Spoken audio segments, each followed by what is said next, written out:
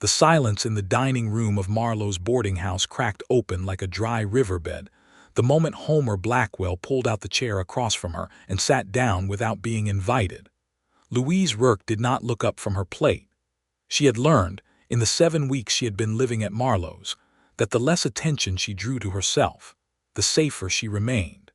She had learned to fold herself small, to keep her eyes lowered, to answer only direct questions with the fewest words possible. She had learned to be invisible, which was not so different from what she had been before she arrived in Harding Creek, Texas, in the autumn of 1882. But then Homer Blackwell leaned forward across the scarred wooden table, and he said something that no one at Marlowe's boarding house had ever said to her.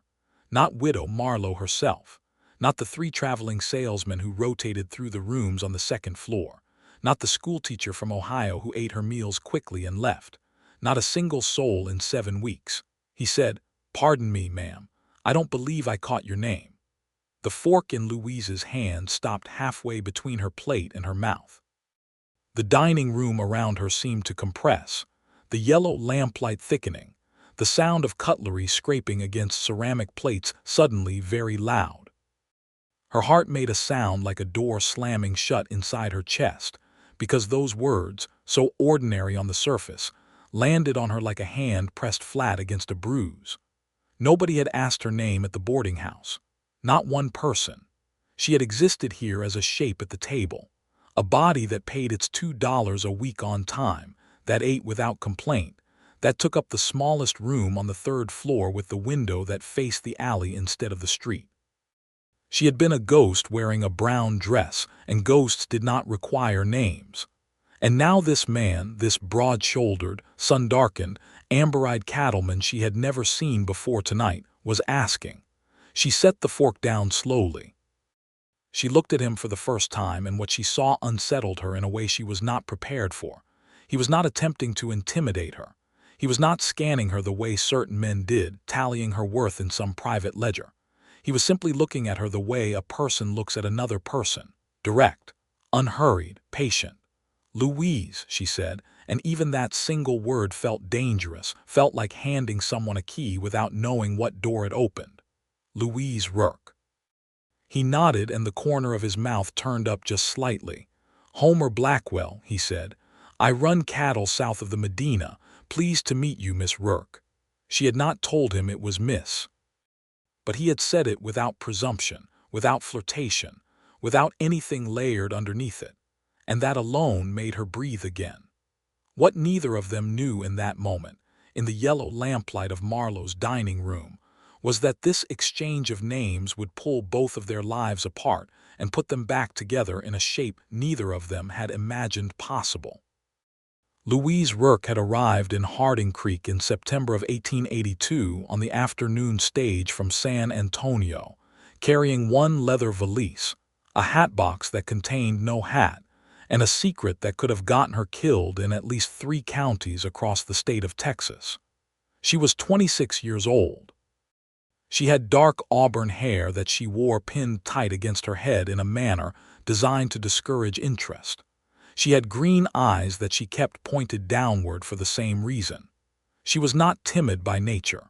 She had been once a woman of considerable opinions and considerable presence, and the deliberate erasure of those qualities had cost her more than she had expected. She had come from San Antonio, and before that from a town called Garrett's Mill, a half-day's ride northeast of Austin, where she had lived for 3 years as the bookkeeper for a man named Callum Price. Callum Price was not a good man. He had a charming face and a senator's handshake and a manner of speaking that made you feel, when he aimed it at you, like the most important person in any room. He ran a cattle operation that was, on its surface, entirely legitimate. He had land, he had a herd, he had contracts with buyers in Fort Worth and Abilene. He paid his hands. He attended church.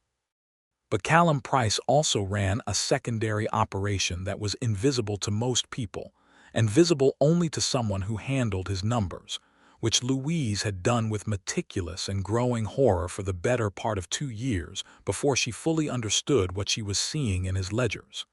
He was rebranding stolen cattle. not by the head. By the hundred.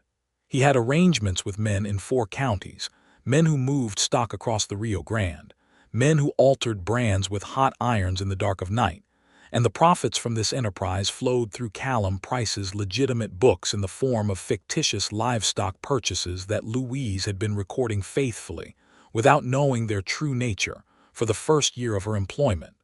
When she understood, she did not confront him. She was not foolish enough for that.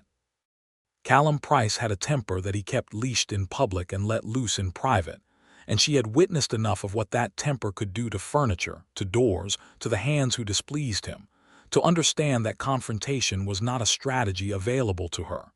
Instead, she had spent 3 months building her evidence. She had copied entries into a private notebook she kept hidden beneath the floorboard of her room. She had noted dates, amounts, names of the men involved. She had done this quietly, systematically, with the same precision she applied to every task she undertook. And then, on a Thursday morning in late August of 1882, she had taken the first stage out of Garrett's mill while Callum Price was away at his ranch, and she had not looked back. She had gone to the federal marshal's office in Austin. She had given them her notebook. She had answered their questions for 4 hours in a room that smelled of pipe smoke and old paper, and when she left she had been told by a man named Deputy Marshal Cranston that she should go somewhere quiet and stay there while they built their case, because Callum Price had enough connections in enough places that her safety could not be guaranteed if she remained visible. Somewhere quiet. That had been the instruction.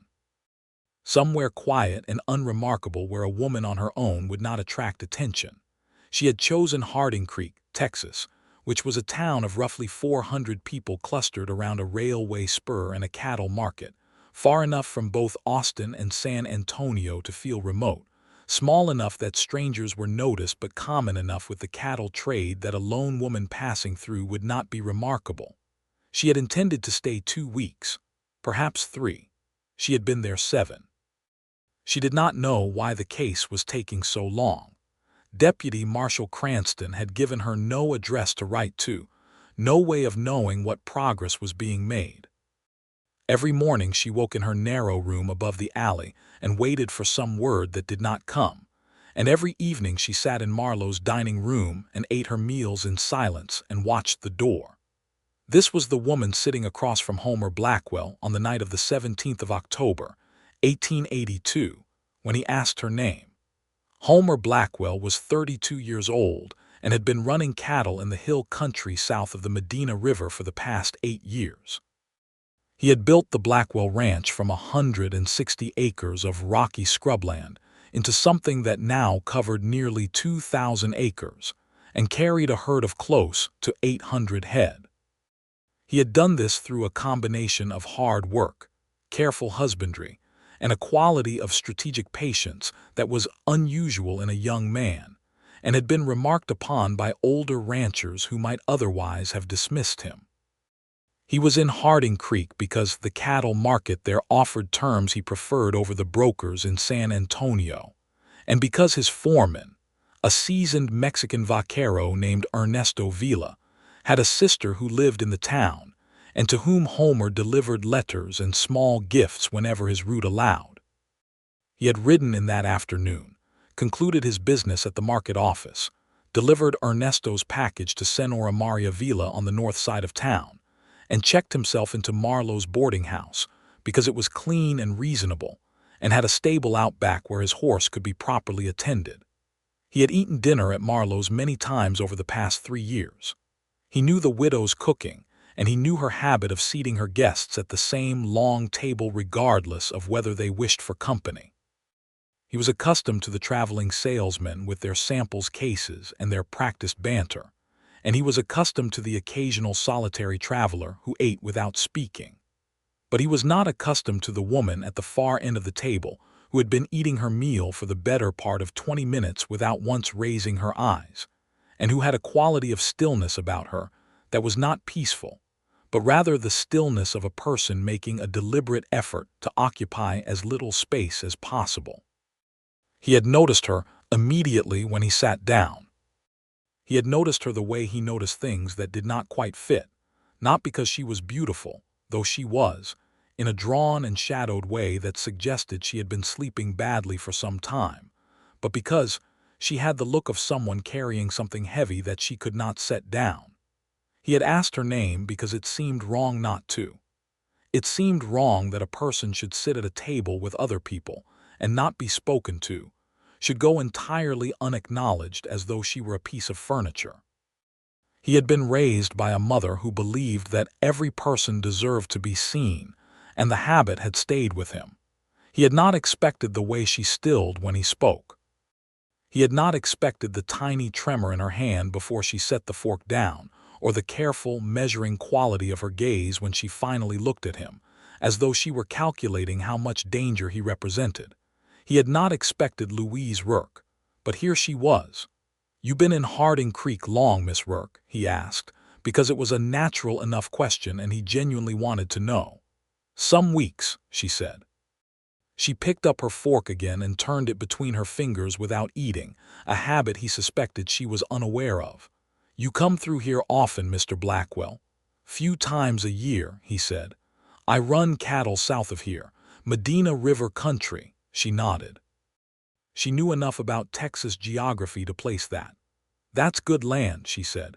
"It's hard land," he said honestly, "but it produces. You from Texas originally?" A pause, the briefest hesitation. "No," she said. "Kentucky originally." "Long way from home," he said, not unkindly. "Yes," she agreed, and something in her voice made him not ask the next question, the obvious one, the question of what had brought her so far and why she was still here. He recognized the particular quality of that yes. It was a word that meant, "I will not be going further down that road." He respected it. He turned the conversation to Widow Marlowe's cooking, which was always reliable, and to the cattle market's new pricing schedule, which was less so, and Louise Rourke ate her supper and answered when spoken to and did not look at him again with quite that same calculating wariness, which he took as a small but genuine achievement. After dinner, the guests dispersed. The salesman went to the parlor with a pack of cards. Widow Marlowe returned to her kitchen. Louise Rourke went upstairs without a word to anyone. Homer sat in the parlor for a time with a glass of the widow's passable whiskey, and thought about a woman with green eyes and a guarded mouth and hands that had stilled like frightened birds when someone simply asked her name. He did not know what her secret was. He did not know what she was running from or waiting for, or whether the two things were the same. He knew only that the idea of riding south tomorrow morning and leaving her here to her invisible existence at this table sat in him like something unfinished. He was not a man who rushed himself. He had learned that quality early. He decided he would stay another day. He told Widow Marlowe he'd be taking his room for another night, citing unfinished business at the market, which was not entirely untrue. There was always more to discuss with the brokers, always another handshake to be made. He walked to the market office the next morning and attended to what needed attending, and then he spent the afternoon at the livery stable checking on his horse and talking to the stable hand about the road conditions south, and he was back at Marlowe's in time for the evening meal. Louise was already at the table when he came in.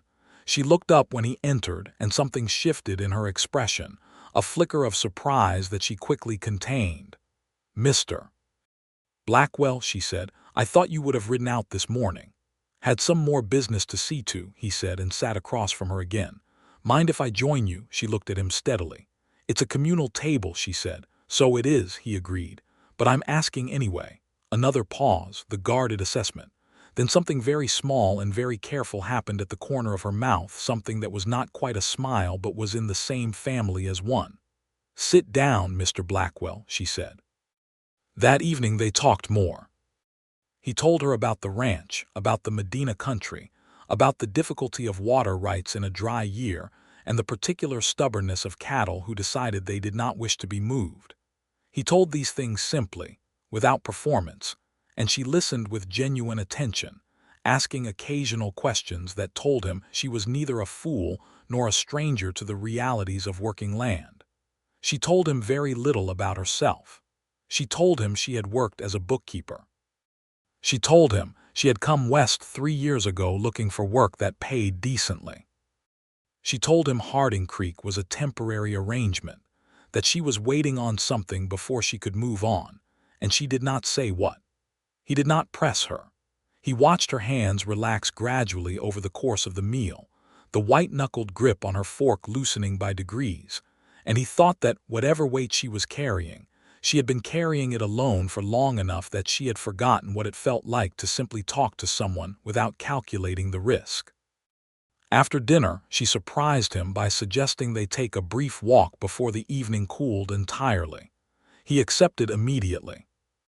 Harding Creek in October was a town in the process of putting itself to bed, the streets going quiet by 7 in the evening, the saloon on the main street providing the only substantial noise.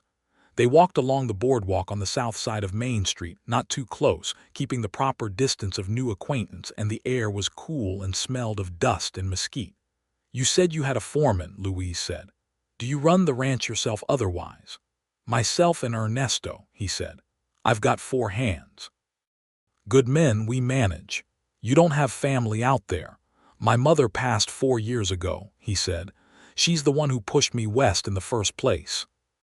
Told me Kentucky was finished for a man with ambitions. She was right, as she usually was." He paused. "No wife, if that's what you're asking." She glanced at him sidelong. "I wasn't asking that." "All right," he said without embarrassment, a silence that was not uncomfortable. Somewhere down the street a dog was barking at something in the dark. "Do you like it?" Louise asked. "The solitude of it." He considered the question honestly. "Most days," he said. "There are days it sits heavy. Ranch is a big place for one person, but I built it to be something, and that takes time. I haven't minded the quiet while I was building." She was quiet for a moment. Then she said, "I used to like solitude. I'm less sure of that now." It was the most personal thing she had said to him, and he understood that she had not intended to say it and was probably surprised that she had. He did not make a remark of it. He simply said, "That happens," and they walked a little further before turning back. At the door of the boarding house, she thanked him for the walk and went inside, and he stood on the boardwalk in the October dark and made the decision that had been forming all day. He would stay at least 2 more days. And if she would permit it, he would talk to her again tomorrow. He did not understand, not yet, what was happening to him. He was not a man given to swift emotions. He had been careful with women, careful with his own heart, not from fear but from a kind of deliberateness that governed most of what he did. He did not give himself to things partway. When he committed to something, it was entirely, and he had learned to be certain before he committed. But Louise Rourke, with her guarded eyes and her carefully measured words and her hands that had stilled like birds when someone simply asked her name, was doing something to his deliberateness that he could not quite account for. On the 3rd morning of his extended stay, something changed. He came down to breakfast to find Louise already at the table, but something was wrong. She was holding a piece of paper, and her face had gone the color of old chalk. Her hands were shaking in a way that had nothing to do with cold. He sat down across from her without ceremony. "What's happened?" he said. She looked up.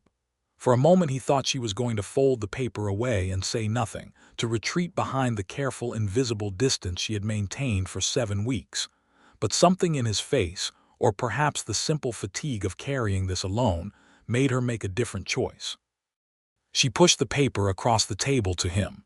It was a note, written on plain paper in a clerk's hand. It had come this morning, slipped under her door, with no envelope and no signature.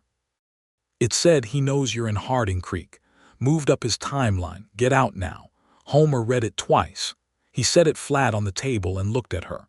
"Who is he?" he asked. The story came out in pieces, haltingly at first and then faster, the way stories do when they have been dammed up too long. She told him about Callum Price. She told him about the ledgers, the stolen cattle, the rebranded stock. She told him about the notebook she had given to the deputy marshal in Austin, and about the instruction to go somewhere quiet. She told him about the 7 weeks of waiting and the silence from the authorities, and now this unsigned note. He listened without interrupting. He asked 2 questions. The first was, "Do you know who sent the note?" She said she did not. The second was, do you have any reason to believe the deputy marshal in Austin is still working the case, or do you think it's been dropped? She said she did not know that either, and the uncertainty of it was its own particular torment. He was quiet for a moment. Then he said, you can't stay here. I know that, she said. And you can't go back to Austin without knowing whether Cranston is still on this or whether Price has people inside. She looked at him steadily. I know that too. He sat back in his chair and looked at the note and then at her, and what he felt in that moment was not the careful, deliberate patience that governed most of his life. What he felt was something very clear and very simple, the way the right course of action sometimes arrives not with debate but with the certainty of plain truth. Come to the ranch, he said. She stared at him. The Medina River country, he said. It's 2 days south of here. Price runs his operation northeast of Austin. He's got no reason and no connection south of San Antonio. You'd be safe while things get sorted. Mr. Blackwell, she said carefully, you don't know me. I know enough, he said. You don't know what kind of trouble I'm carrying. You told me, he said. Cattle theft ring, corrupt contracts, federal investigation. I know what that means, and I know what Callum Price is capable of because I know his name. He's got a reputation in the cattle trade, not a good one among men who deal honest. She blinked. You've heard of him. I've heard his name in contexts that made me choose different brokers, Homer said. The fact that he's running stolen stock doesn't surprise me. The fact that you had the courage to copy those ledgers and take them to a marshal does. Something shifted in her face. It was not yet trust, but it was adjacent to trust, the place where a person who has been alone too long begins to consider that they might not have to be. If I came to your ranch, she said slowly, it would be an imposition.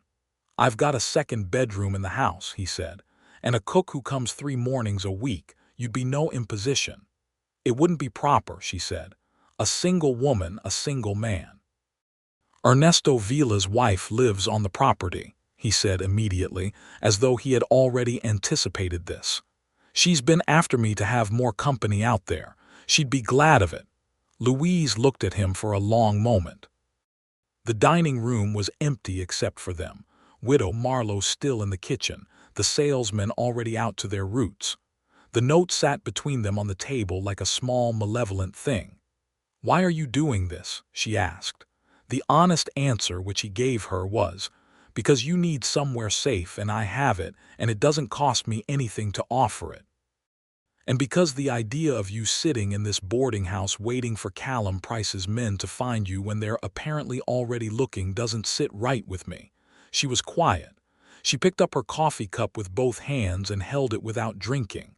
All right, she said finally. I'll come. They left that afternoon. Louise packed her valise and her hat box in under 20 minutes, paid Widow Marlowe through the week, and met Homer at the stable. He had saddled his horse, a gray gelding named Cormorant, and borrowed a steady brown mare from the livery for Louise, at a rate he paid without complaint.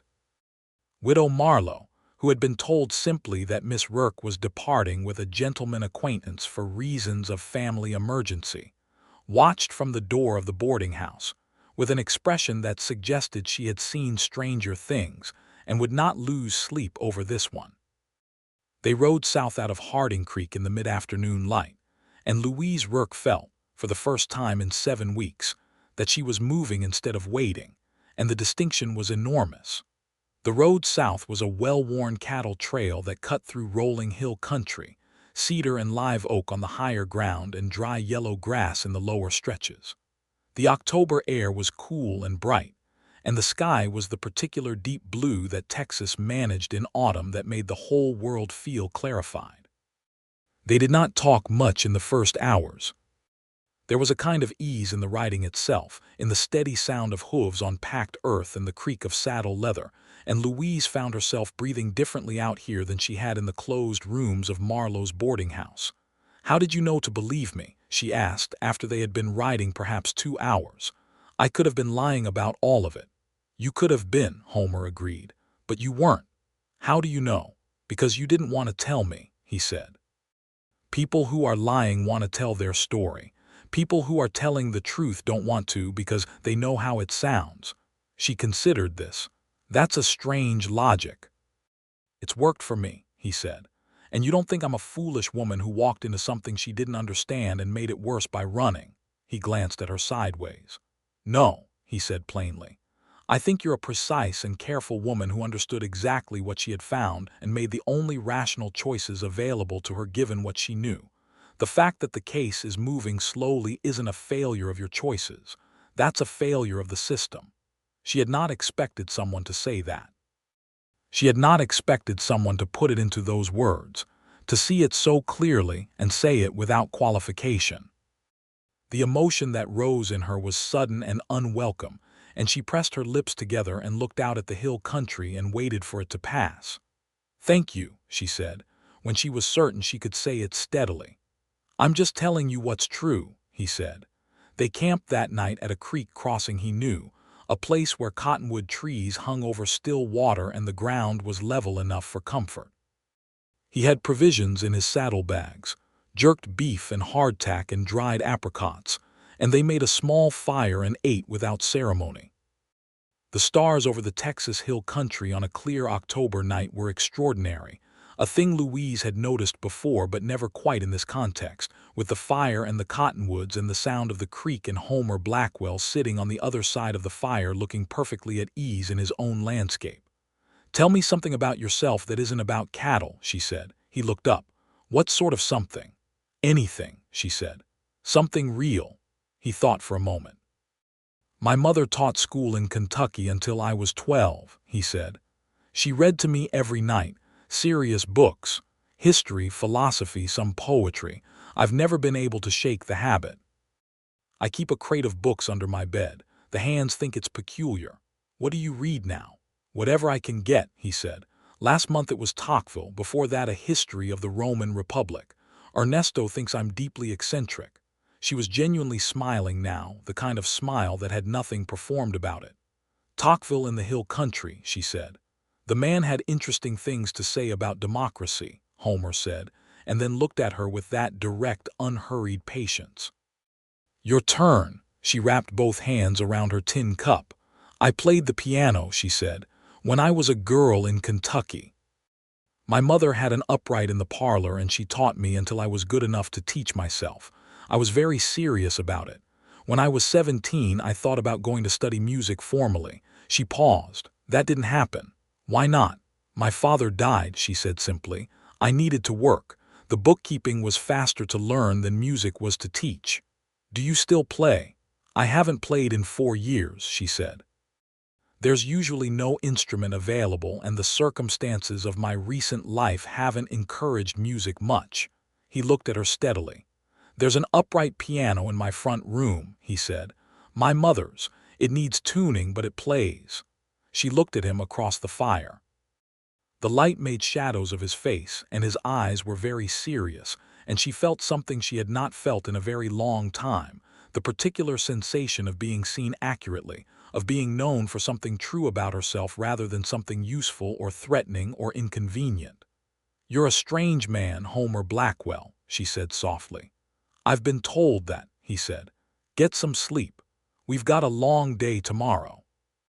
She slept better that night under the open sky than she had in any of her 7 weeks at Marlowe's boarding house. She did not entirely understand why, except that she was moving and she was not alone, and those two facts together made the weight of her secret fractionally easier to carry. The next day's ride brought them down through the rougher country south of Bandera, through cedar breaks and across 2 creek crossings, and along a ridge road that gave them a view of rolling ranchland for miles in every direction. In the late afternoon, Homer pointed to a cluster of buildings set against a low hill. There, he said.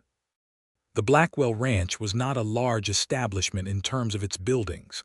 A main house of weathered wood, 2 stories, with a long porch across the front. A bunkhouse, 2 barns. A smokehouse, corrals, all of it solid and well-maintained, practical rather than decorative, but with a quality of permanence about it that spoke of careful work over time. Ernesto Vila met them at the gate. He was a compact, weathered man of about 40 with intelligent dark eyes and a manner that was simultaneously respectful and completely unself-conscious. Beside him was a woman of similar age with a warm, broad face and hands that had clearly done considerable work, which Louise would learn was Consuela, Ernesto's wife, who had a room in the main house and managed the domestic workings of the ranch. Consuela looked at Louise, then at Homer, and then back at Louise with an expression of considerable interest. She did not make a comment, but her expression said several things that needed no words. "Miss Rourke will be staying with us for a time," Homer said. "She'll have the east bedroom upstairs." "Good," Consuela said firmly. "This house has needed a woman in it for years."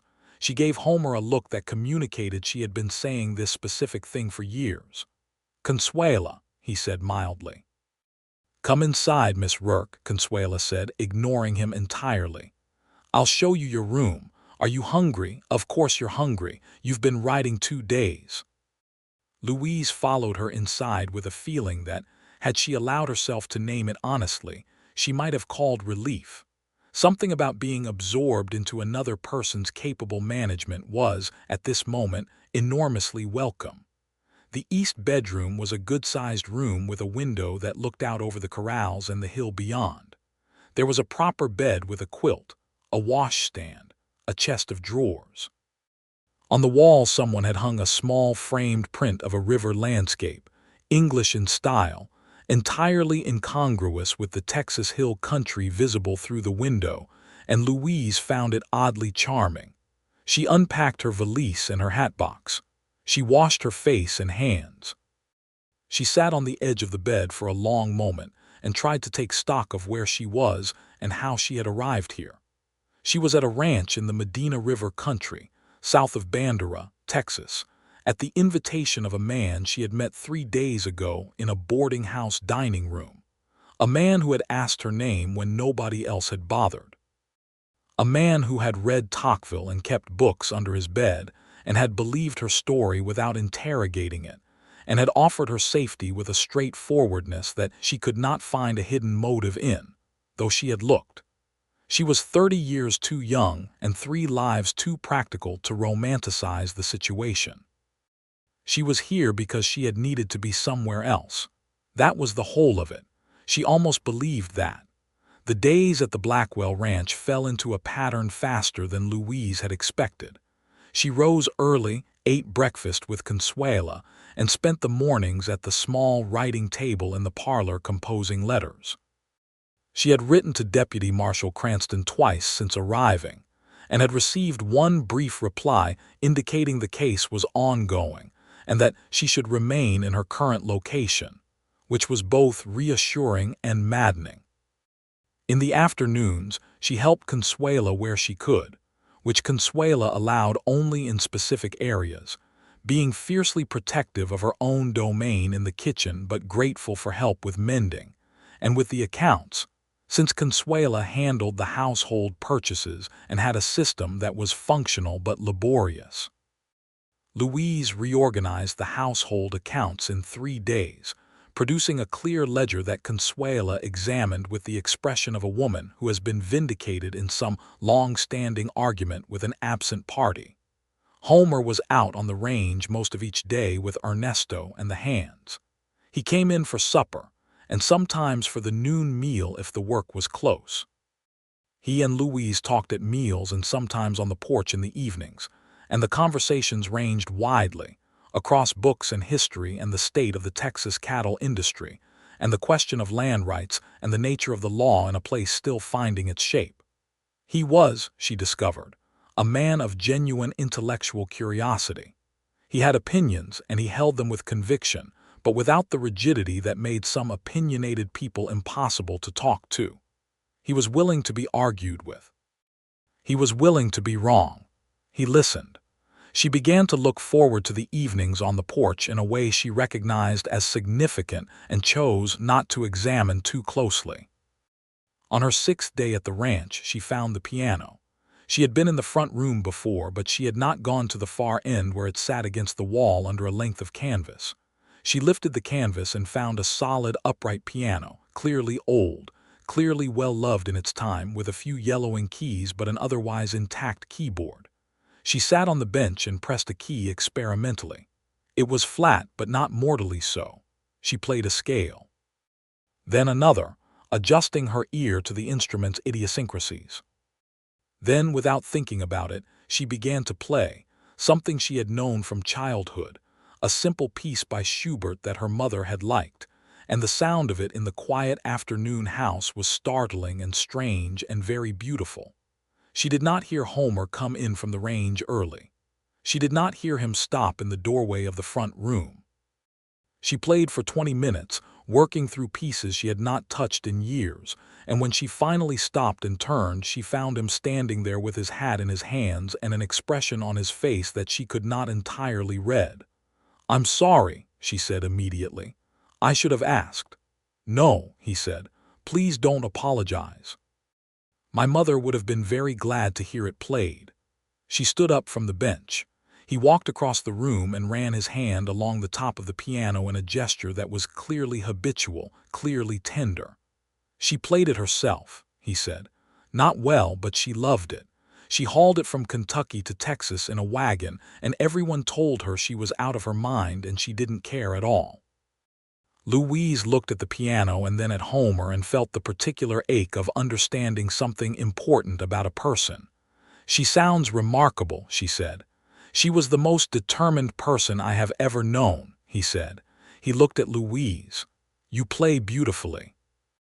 The directness of it caught her without her guard up, and she felt warmth in her face that she was quite certain was visible. "It's been years," she said. "I've lost a great deal." "Whatever you've lost, what's left is still beautiful," he said, and then seemed to realize what he had said and how it might be heard, and the faintest color came into his own face, which was the first time she had seen that happen. "Thank you," she said quietly. He cleared his throat. "Supper should be ready," he said, and replaced his hat, and they went to dinner and talked about water levels in the river, and neither of them mentioned the piano again that evening. But the next afternoon she played again, and the afternoon after that, and on the third day she heard boots on the porch and looked through the window and saw Homer Blackwell sitting in one of the porch chairs with a book, not going inside, specifically not going inside, listening. She played for him then, consciously. She chose different pieces. She played with more care. And when she finished and came out onto the porch, he looked up from his book, which she suspected he had not been reading, and said simply, "Schumann." "The last piece, yes," she said. "You know it." "My mother," he said. "She owned 3 pieces of sheet music her whole life. That was one of them." She sat in the other porch chair, and they watched the late afternoon light move across the hills together, and neither of them needed to say what was accumulating between them, because it had passed the point where words were necessary to establish its existence. It was on the 14th day at the ranch that the situation with Callum Price moved from background threat to immediate danger. Ernesto rode in fast from the north boundary at just past noon, his horse lathered, his face serious in a way it rarely was. He had encountered, he said, 2 men on the road from Bandera who were asking questions about a woman traveling south from Harding Creek with a cattle rancher. They were not asking in a friendly manner. Louise went very still when Homer relayed this, the familiar clenching in her chest, the cold calculation of risk. Homer did not waste time on reassurance. He was already thinking practically. He had Ernesto ride to the neighboring ranch, the Aldrich place 4 miles east, where there was a telegraph machine, and send a wire to the federal marshal's office in San Antonio, not Austin, requesting immediate contact regarding the Price investigation. He sent a second wire through Ernesto to Deputy Marshal Cranston in Austin directly. Then he sat down across from Louise at the kitchen table and said, "I need to know everything, every detail. Every name you put in that notebook," she told him, "all of it." She told him about the 4 counties the men Price had arrangements with, the specific mechanics of how the rebranding operated, the amounts. She told him the names she could remember, which were several. Homer wrote them down in a clean hand on a sheet of paper. "Some of these men," he said, looking at the list, "I know by reputation. 2 of them have operations north of here." If Price has sent men south, he's using connections along the way. He looked at her. This note that was slipped under your door in Harding Creek, do you have any idea who wrote it? Who would have known your location and also known Price had moved up his timeline? She had been turning this question over since the morning she found the note. There was a man, she said slowly. One of Price's regular cattle buyers. His name is Fitch, Robert Fitch. He was always uncomfortable with Price. I noticed it. He would look at the books in a particular way when I was recording certain entries, like he knew something was wrong but was too invested to say so. She paused. He was also in San Antonio sometimes for business unrelated to Price. He might have heard I'd gone south. Fitch, Homer said, writing it down. If he's trying to warn you, he might also be willing to talk to a marshal. He might be, she said, but he might also be protecting himself. He's benefited from Price's operation even if he didn't like it. Homer nodded. He folded the paper and put it in his shirt pocket and looked at her across the table with that steady, direct quality that she had come to understand as his particular form of absolute honesty. You are safe here, he said. I want you to know that. Ernesto and the Hands are good men. The property is secure. But I also want to be honest with you, which is that waiting is not a strategy anymore. We need to push this forward. I know that, she said. I'm going to ride to San Antonio, he said, to the federal marshal's office there in person, because telegrams get lost or ignored and a man standing in front of a desk is harder to ignore than a wire. She stared at him. That's 2 days of riding. Yes, he said. You can't leave the ranch to go chase down a bureaucracy on my behalf. I can do exactly that, he said with a mildness that admitted no argument. Ernesto runs this place as well as I do. He'll be here. He looked at her. Will you be all right, honestly? She thought about the past 14 days. She thought about Consuela's fierce competence and Ernesto's quiet capability and the solidity of this house against the hill country landscape. She thought about the piano in the front room and the evenings on the porch. Yes, she said. I'll be all right. He rode out before dawn the next morning. She stood on the porch in the cold early dark and watched him go, and the feeling that moved through her as his horse disappeared down the south road was something she could no longer avoid naming. She was in love with Homer Blackwell. It had happened the way real things often did, not in a moment of drama, but quietly by accumulation, by 14 days of meals and conversations and piano music through an open window, and a man who had asked her name when nobody else had thought to. A man who had believed her without demanding proof, and offered her shelter without requiring anything in return. A man who had ridden to San Antonio in the pre-dawn cold because standing in front of a desk was harder to ignore than a telegram. She turned and went back inside and sat at the piano and played very quietly for a long time. Homer Blackwell rode hard the first day, making Bandera by evening and pushing on to a point a half-day out of San Antonio before stopping for the night. He was at the federal marshal's office in San Antonio by mid-morning of the second day. The San Antonio office was larger and better staffed than the Austin one. The marshal himself, a substantial man named Hargrove with 20 years in federal law, heard Homer's account with the kind of focused attention that immediately told Homer this was a man who was actually doing his job. It turned out, as it happened with things that look like bad luck, that Marshal Hargrove already knew about the Price investigation. Cranston and Austin had indeed been building the case. The reason for the delay in communicating with Louise was not negligence but a security concern, a belief that Price had a source inside the Austin office who was tracking outgoing communications. The case had been quietly transferred to San Antonio 6 weeks ago. An arrest warrant for Callum Price had been signed 3 days ago.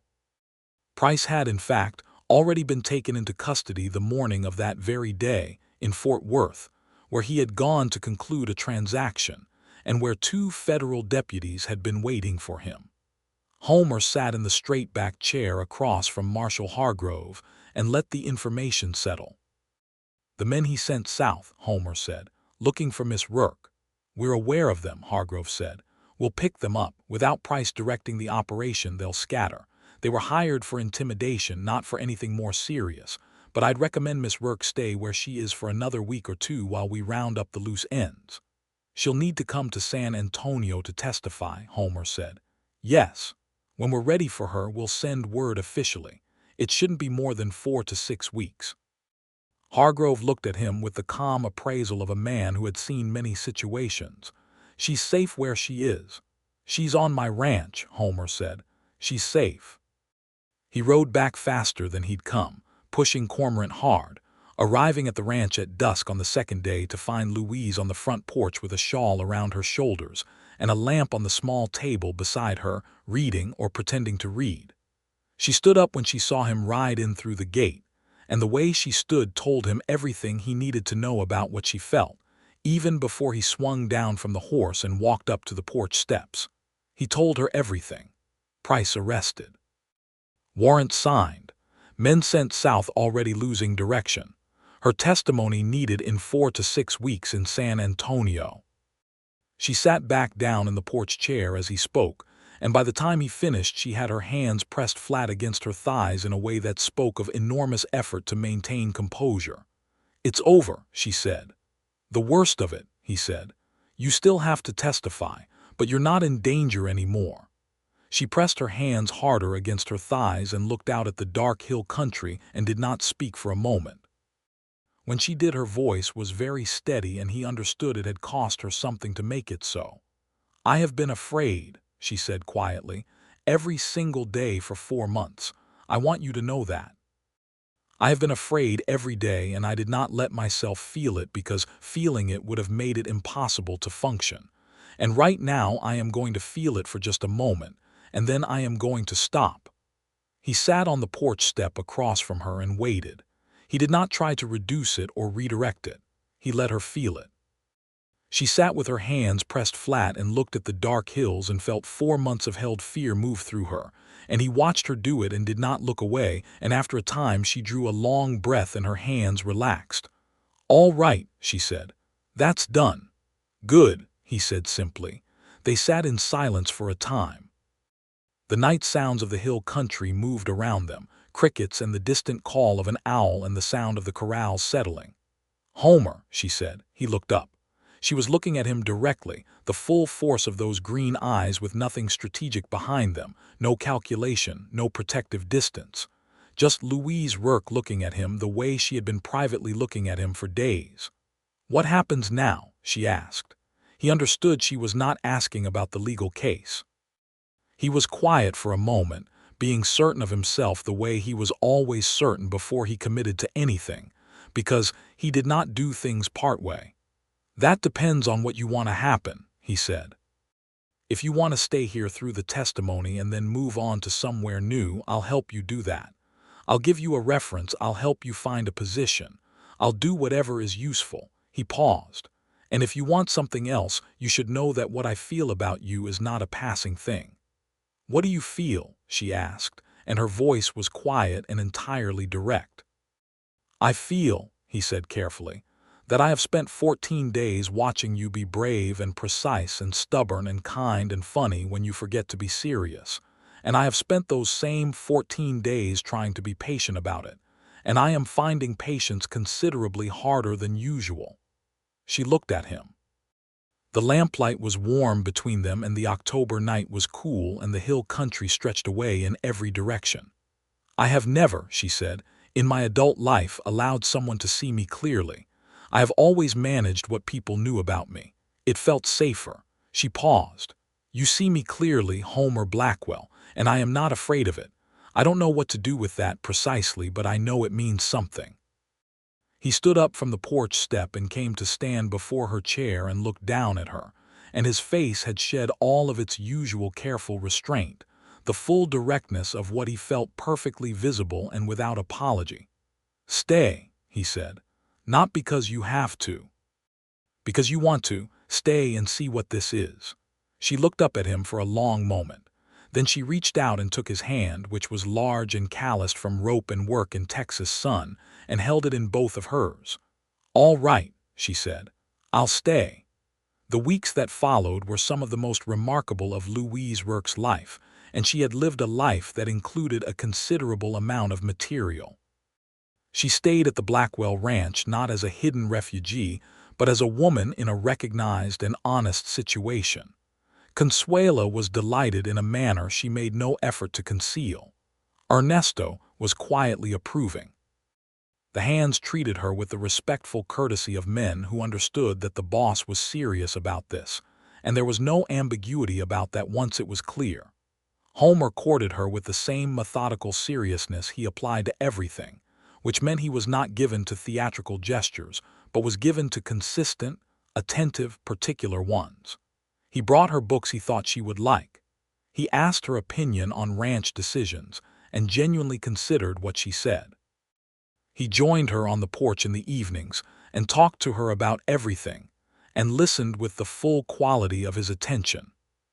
He also kissed her for the first time on a Tuesday afternoon in early November, in the doorway between the kitchen and the front room, when she had been arguing with him about the pricing structure for his next cattle contract, and had made a point he could not refute. He had looked at her with that amber-eyed regard for a moment, and then simply leaned in and kissed her, very carefully, as though he had been thinking about it for some time and wanted to do it correctly.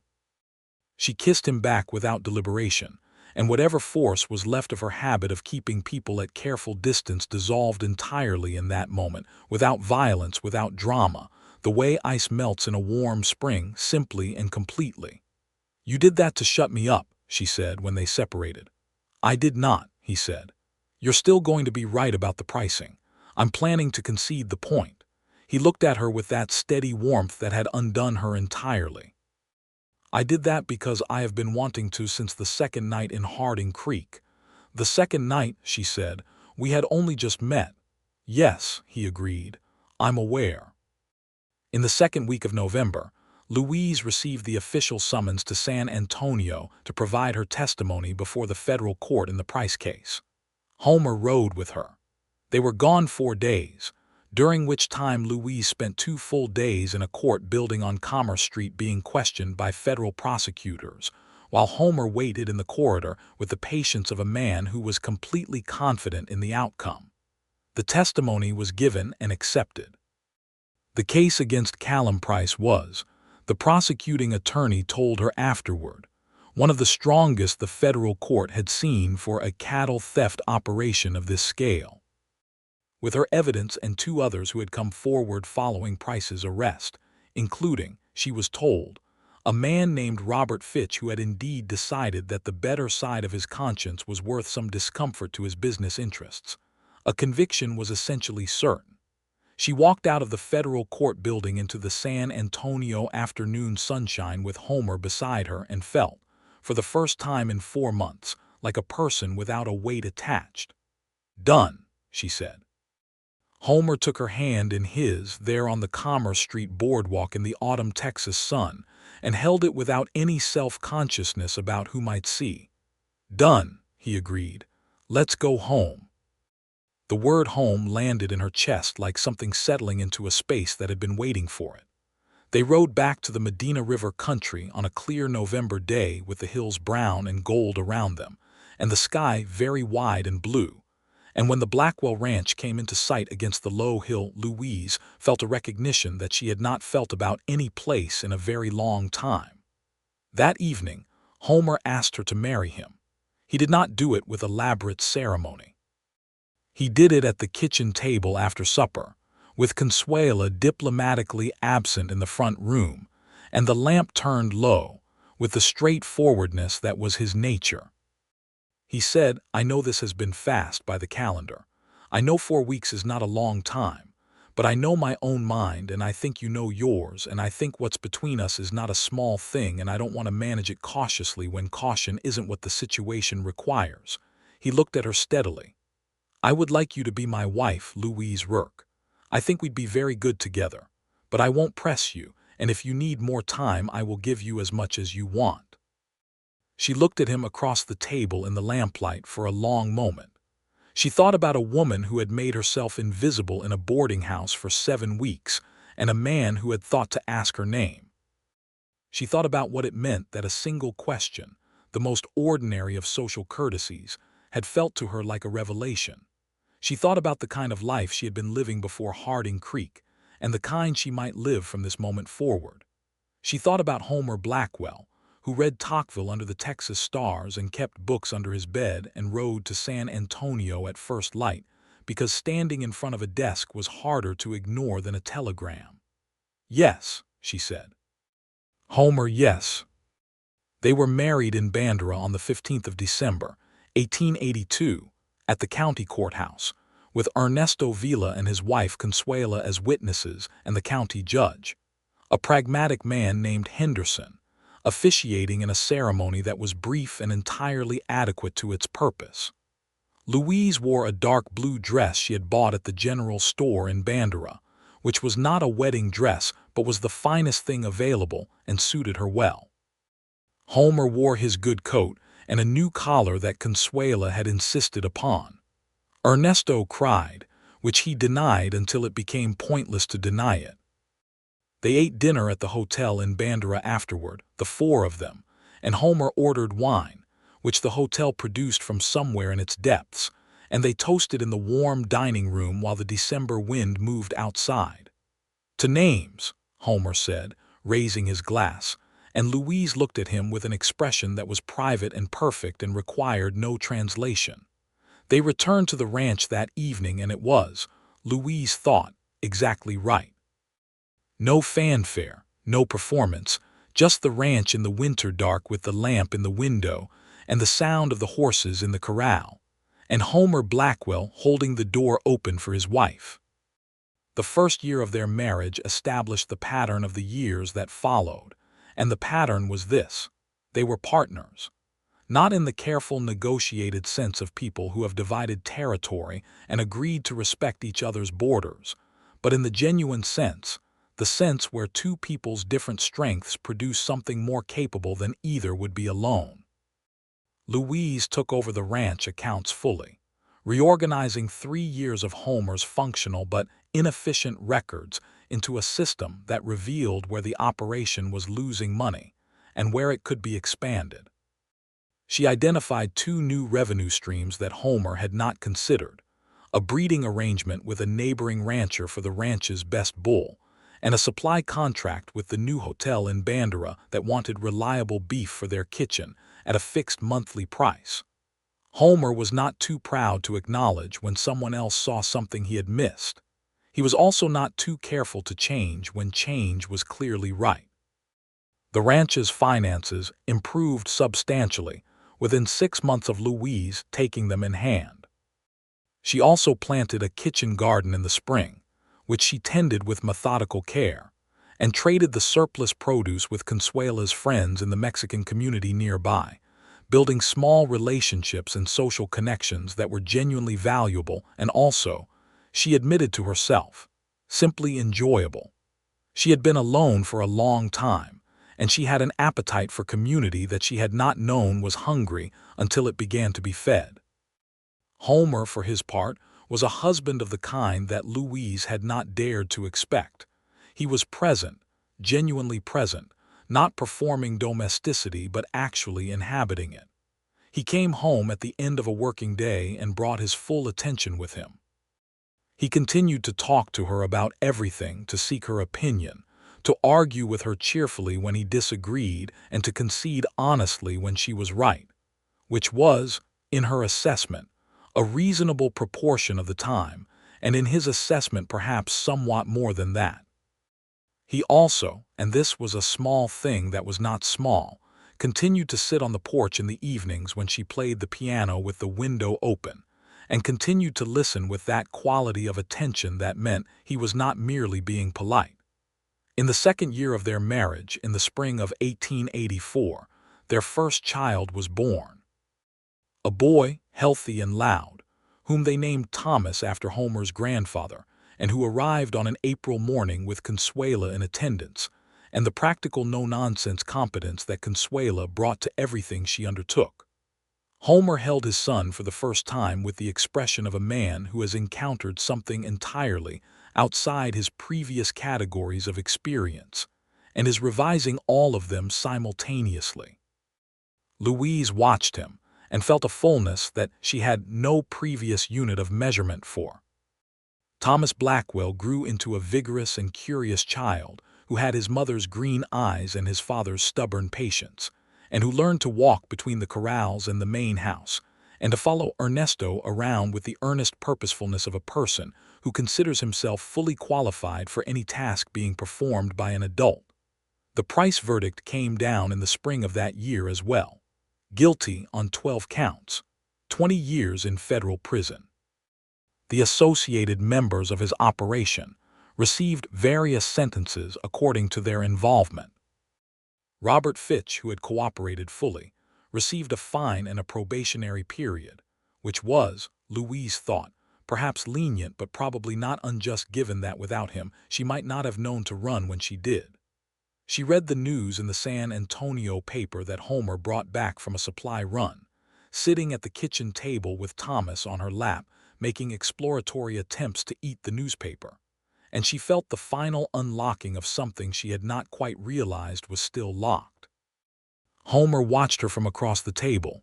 "All right," he said. "All right," she said with certainty. 2 years after Thomas, in 1886, they had a daughter.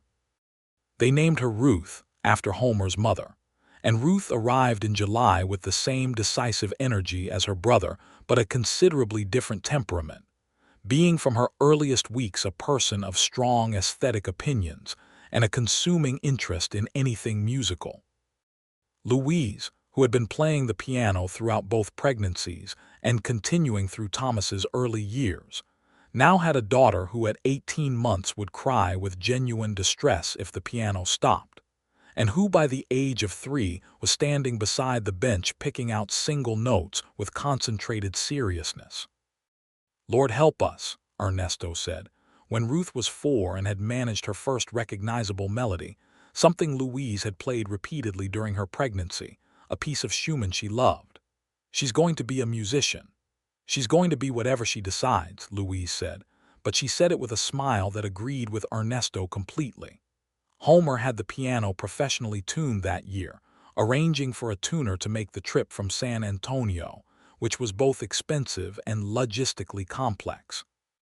When the man finished and left and Louise sat down and played the first chord on a properly tuned instrument, the sound was so clear and so full that she had to stop and collect herself for a moment. Homer was in the doorway. He always seemed to find himself in that doorway when she played. "Good," he said. "Perfect," she said. She looked at him.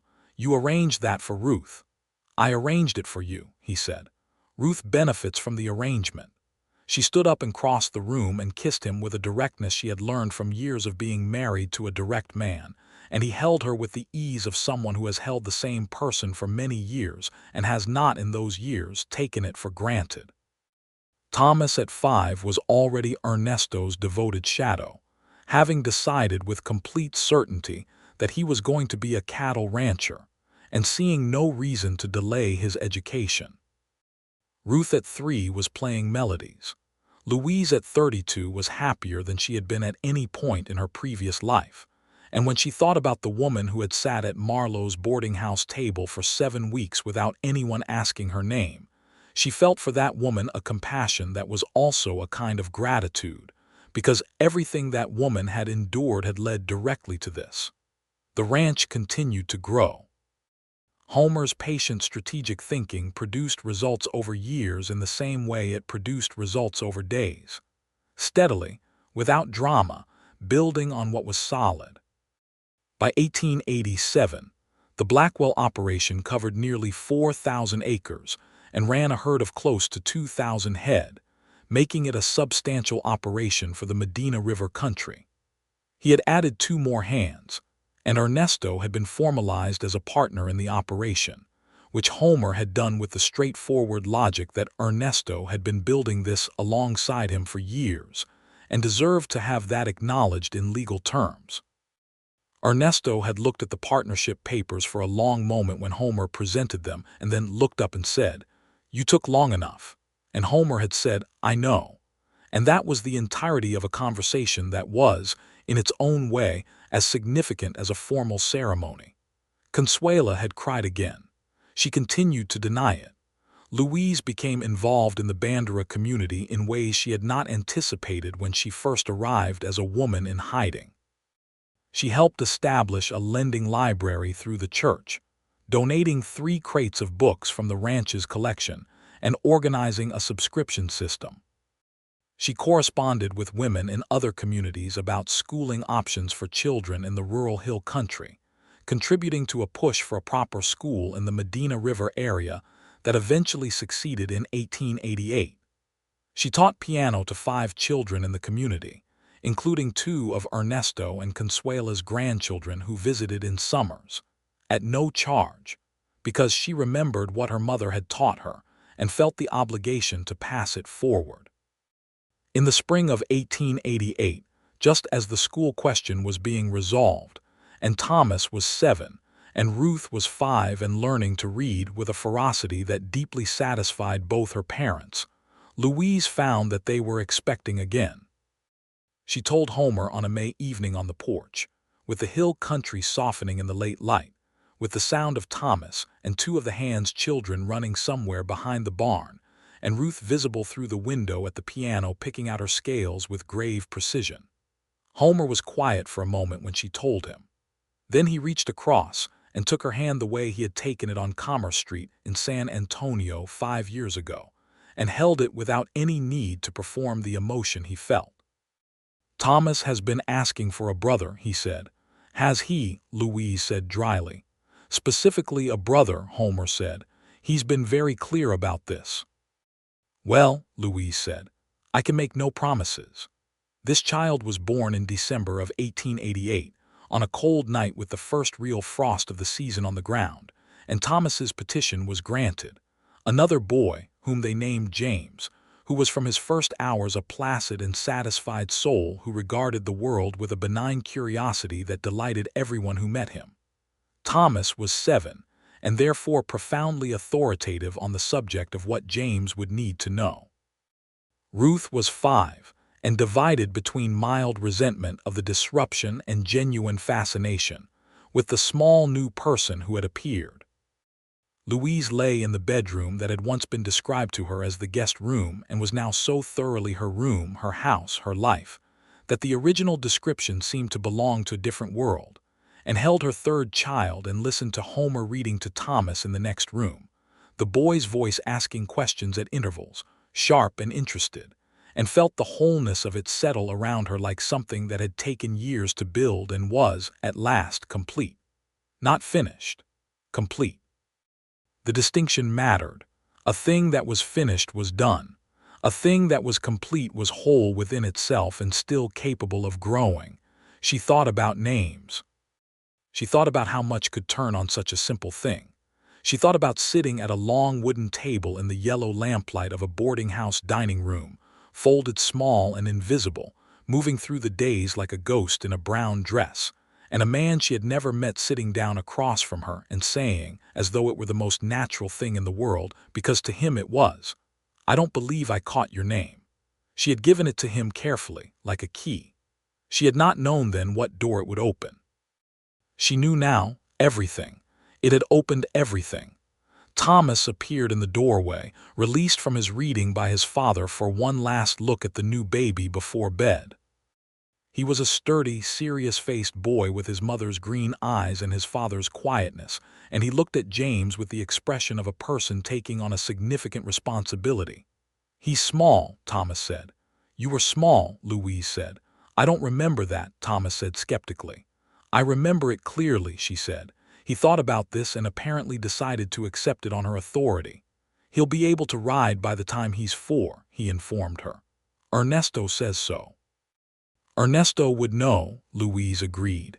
Thomas departed, satisfied with this assessment. Homer appeared in the doorway where Thomas had been, which was, she reflected, his natural habitat.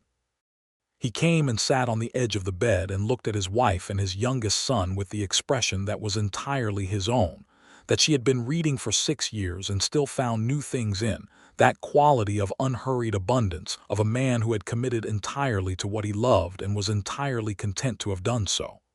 "How do you feel?" he asked. "Complete," she said. And then, because it was accurate, happy, genuinely, specifically happy. He leaned down and kissed her forehead with great care, and then looked at James, who had one small fist pressed against his cheek, and was sleeping with the profound, uncomplicated peace of a person who has just arrived and finds the place acceptable. "He has your mouth," Homer said. "Your ears," she said. "God help him," Homer said, and she laughed, which woke James briefly, who registered the sound of his mother's voice and settled again without distress, as though the voice were already known and trustworthy, which of course it was, which it would be for as long as he lived. Outside the window the December stars were very bright over the Medina River country. The frost was hard on the ground and the air was cold and clear, and the hill country lay in every direction, its ridges and cedar brakes and live oak groves dark against the sky, the river somewhere below them moving quietly southward. The Blackwell ranch sat against its hill with its lights in the windows, the corrals and barns settled for the night, Ernesto and Consuela's rooms showing a lamp. The piano was quiet in the front room. Thomas was asleep. Ruth was asleep. James was asleep. Homer Blackwell held his wife's hand in the December lamplight and thought about the September evening 3 years ago when he had ridden into Harding Creek for a routine cattle market visit and sat down at a boarding house table and noticed a woman at the far end of it. A woman folded small, a woman making herself invisible, and had thought, someone should speak to her. He had thought, it costs nothing to ask her name. He had not known, sitting in Widow Marlowe's dining room with the lamplight yellow and the salesman's cards shuffling in the parlor, that the woman across from him was carrying a secret that could have gotten her killed and a courage that was equal to the weight of it. He had not known that she played Schumann and argued about cattle pricing with genuine passion and organized accounts with a precision that made grown men feel their previous efforts had been slovenly.